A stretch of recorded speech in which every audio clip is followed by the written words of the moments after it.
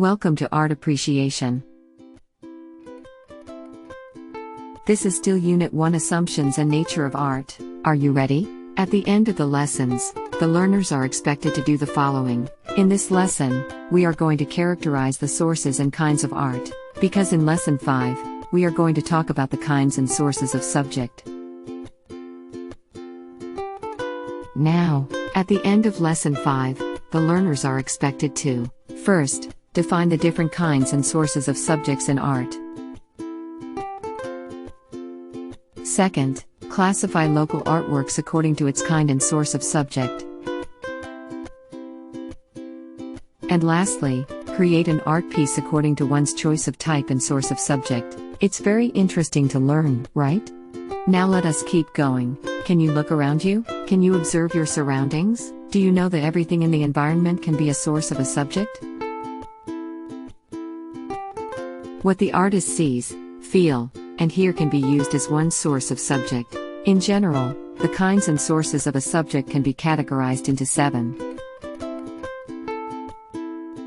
The first kind of is called the still life. It is simply defined as a group of inanimate objects arranged in an indoor setting such as flower and fruit arrangements, food, pots and pans, and music instruments. According to McCardle, the themes for still life can range from personal, cultural, religious, philosophical, or existential. The following are some examples. Still life paintings were deeply imbued with religious and mythological meaning, but on more recent practices on still life, the themes can be based on material qualities such as color, shape, and texture.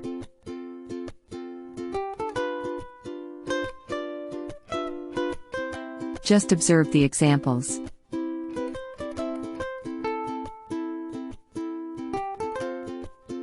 We have here more examples.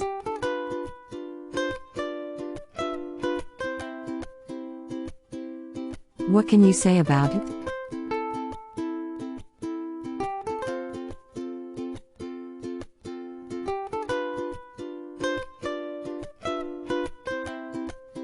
Look at this example. On the picture is a painting by Paul Cézanne entitled Rideau, Cruchon et Compotier in 1893. Paul Cézanne is considered to be one of the masters in still life painting.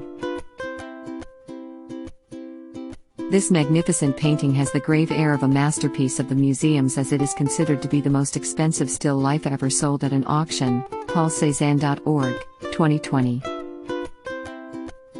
The second kinds of source of subject are landscapes, cityscapes and seascapes. These are considered as artworks whose primary focus is the natural scenery such as the mountains, valleys, rivers, and skyscrapers. Just observe the following examples.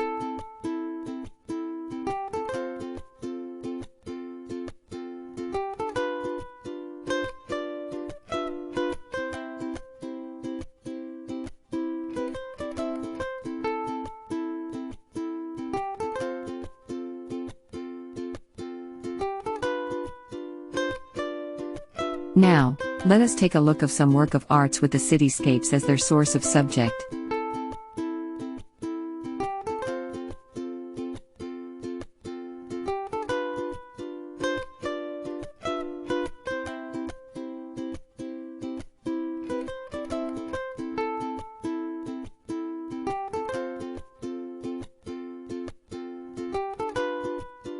We have now the seascapes. Let us take a look.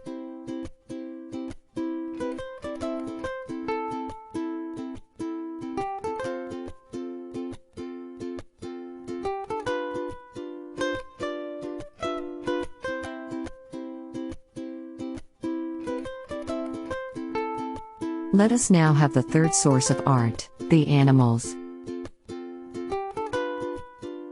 Animals have been represented by artists from almost every age and place. The earliest known paintings are representations of animals on the walls and caves. Let us take a look at this painting. This is an abstract painting of a Saurimonach by Judelin May Villarda. The Saurimonach is a mythical bird from Maranao mythology. Let us take a look with some artworks that used animals as their source.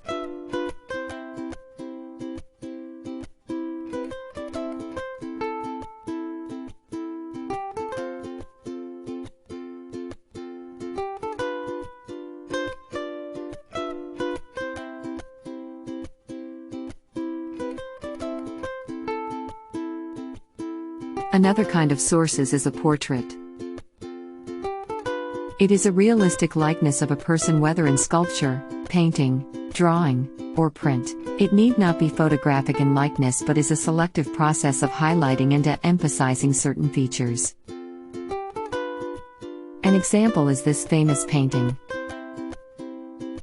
The Mona Lisa by Leonardo da Vinci is probably the world's famous painting. Is a portrait of Lisa Gherardini. It was painted sometime between 1503 and 1519. What can you say about it? Let us take a look at some examples.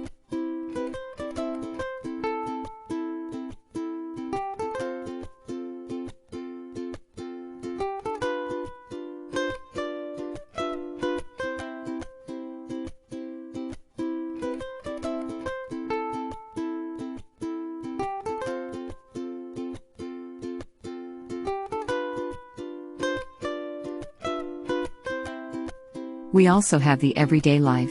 It simply refers to the artist's observation of people going about their usual ways and performing their usual tasks and recording them in paintings.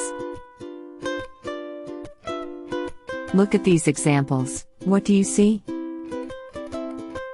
Fernando Amorsolo's rice planting in 1922 was the favorite of the Commonwealth of the Philippines and was featured on posters and tourist brochures. Fernando Amorsolo was the Philippines' first national artist in painting, 1972. Let us take a look at some examples of artworks with everyday life as their source.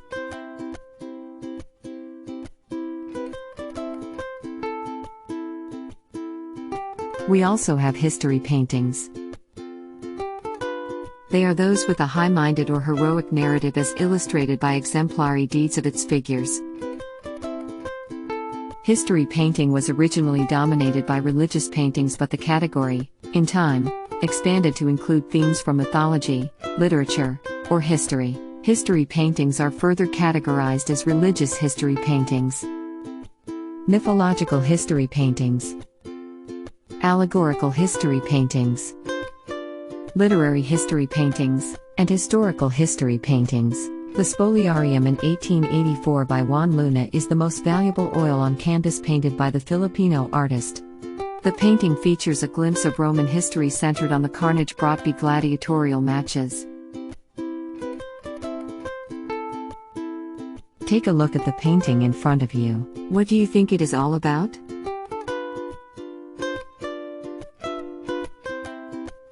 Did you know that the word spoliarium is a Latin word referring to the basement of the Roman Colosseum where the fallen and dying gladiators are dumped? That was this painting is all about. Fallen gladiators. Let us take a look at more specific history paintings. Religious history paintings. It involves any type of picture with a religious narrative, including Christian, Catholic, Protestant, Islamic, Hindu, Buddhist, Jewish or tribal religion.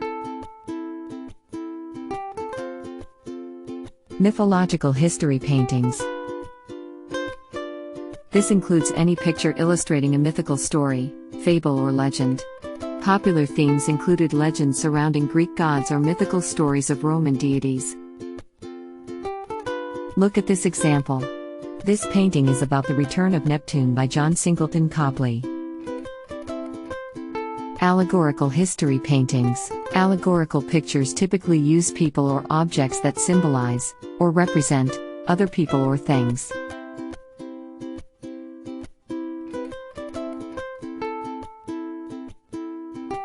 This is a good example of allegorical history paintings.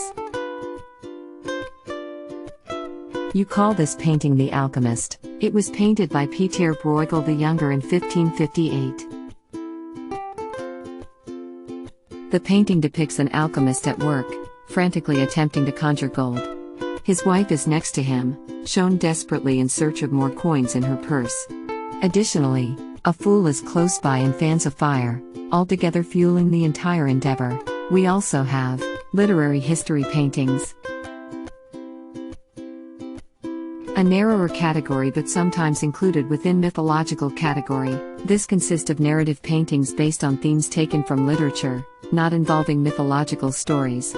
Popular literary works include the plays of William Shakespeare, The poems of Henry Wadsworth Longfellow, Alfred Lord Tennyson, and classics like Alice in Wonderland by Lewis Carroll. Can you think of any examples for literary history paintings? Now let us take a look and observe some examples.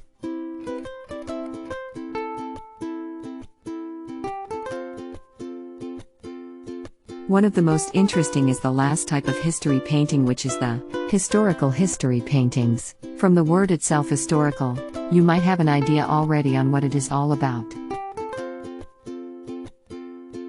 The most straightforward category, it embraces all pictures depicting an event or a moment in history, or a historical figure who embodies a clear message. Let us take a look of some examples depicting the history of the Philippines. Another kind of subject is figurative art. This mainly features the human figure, the form of the body, its structure and flexibility. Nude or clothed is the chief subject of artists aiming for figurative art. Artists try to capture the grace and ideal proportions in paintings or sculptures. These are just some examples.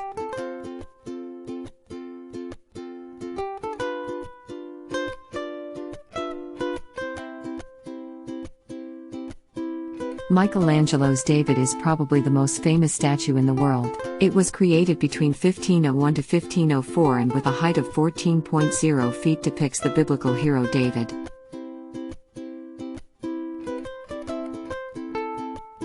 References.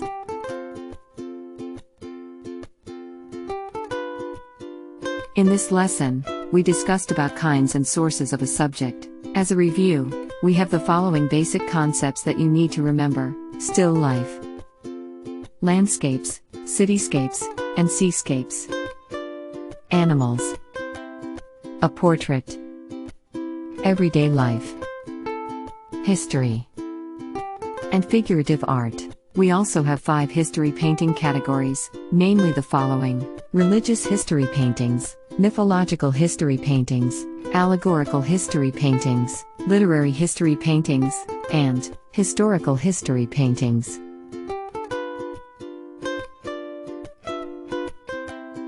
That is end of Unit 1, Lesson 5. Thank you for watching. Stay tuned for Unit 2 about art history. Good luck on your activity.